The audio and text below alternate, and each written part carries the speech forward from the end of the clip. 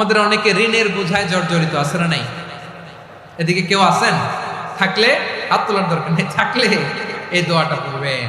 এক সাহাবীর নাম আবু উমামা, নামাজের ওয়াক্ত ছাড়া উনি মসজিদে যেয়ে বসে আছে। বিশ্বনবী বললেন, কিরে আবু উমামা, নামাজের তো ওয়াক্ত হয় না, মসজিদে কি?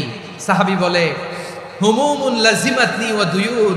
নবী গো, ঋণের বোঝায় এমন টেনশনে আছি, ঘরে থাকতে পারলাম না, মসজিদে চলে আসছে। বিশ্বনবী বলেন, আমি কি তোমার এমন একটা দোয়া শিখাবো যেটা পড়লে আল্লাহ তাআলা তোমার ঋণের বোঝা হালকা করে দিবে?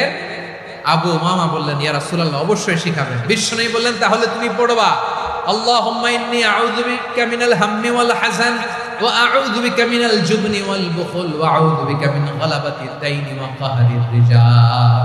ও আল্লাহ, তোমার কাছ থেকে দুশ্চিন্তা থেকে পানাহ চাই, কৃপণতা, ভীরুতা, অলসতা, কার্পণ্যতা, এই সব কিছু থেকে, মানুষের কঠোরতা, আমার উপর মানুষের আধিপত্য এবং ঋণের বোঝা থেকে পানাহ চাই।